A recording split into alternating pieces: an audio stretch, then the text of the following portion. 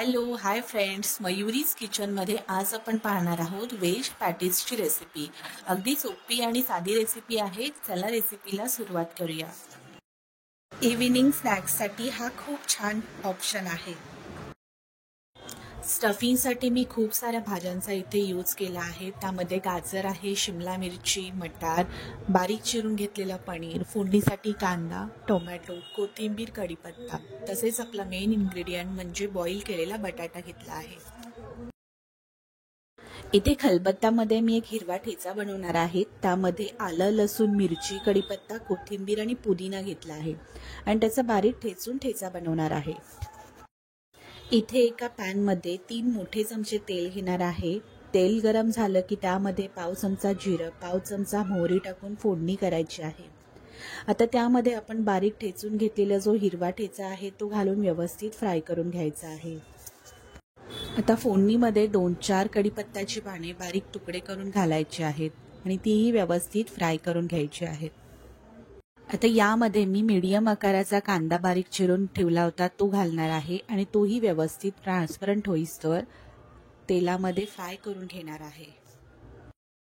कांदा फ्राय करून झाला की त्यामध्ये एक मध्यम आकाराचा टोमॅटो बारीक चिरून घेतला होता तो घालून व्यवस्थित सॉफ्ट करून घेणार आहे. इथे मी आता बारीक चिरून घेतलेल्या भाज्या घालणार आहे. इथे भाज्या तुम्ही तुमच्या आवडीप्रमाणे कमी जास्त प्रमाणात घालू शकता. इथे सर्वात आधी मी गाजर आणि मटार घालून घेणार आहे. या दोघांनाही शिजण्यासाठी थोडा वेळ लागतो, त्यामुळे ते व्यवस्थित फ्राय करून त्याला 2 मिनिटासाठी वाफ आणून शिजवून घेणार आहे. मटार गाजर व्यवस्थित शिजून झालं की त्यामध्ये आता राहिलेल्या सर्व भाज्या घालून व्यवस्थित मिश्रण मिक्स करून घ्यायचं आहे. शिमला मिरची आणि पनीर व्यवस्थित फ्राय करून झाल्यानंतर आपल्याला त्यामध्ये मसाले घालायचे आहेत. आता यामध्ये मी पाव चमचा हळद, चवीनुसार मीठ आणि अर्धा चमचा धना पावडर टाकून भाजी व्यवस्थित मिक्स करून घेणार आहे. आता यामध्ये बॉईल केलेले 5 बटाटे मी स्मॅश करून घालणार आहे.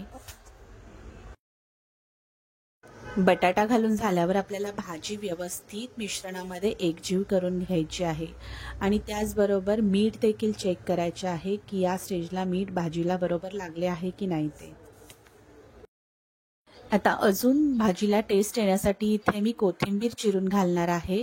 तसेच चटपटीत होण्यासाठी अर्धा लिंबू पिळून त्याचा रस त्यामध्ये मिक्स करून घेणार आहे.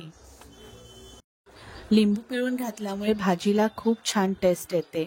आता हे मिश्रण आपल्याला 2 मिनिटे वाफ आणून घ्यायचे आहे. 2-3 मिनिटांनंतर झाकण काढून ते आपल्याला एका प्लेटमध्ये काढून थंड करून घ्यायचे आहे.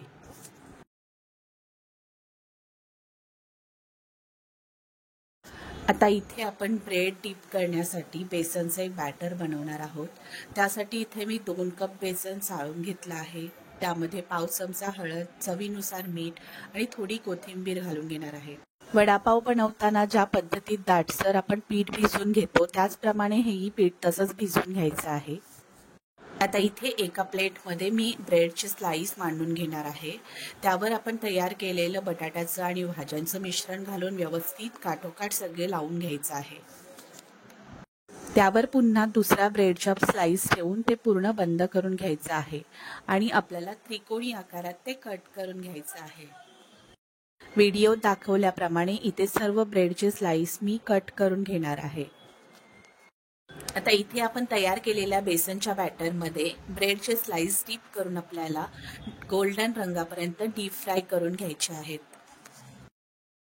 हे पॅटीस आपल्याला मीडियम टू हाय फ्लेमवरच फ्राय करून घ्यायचे आहेत.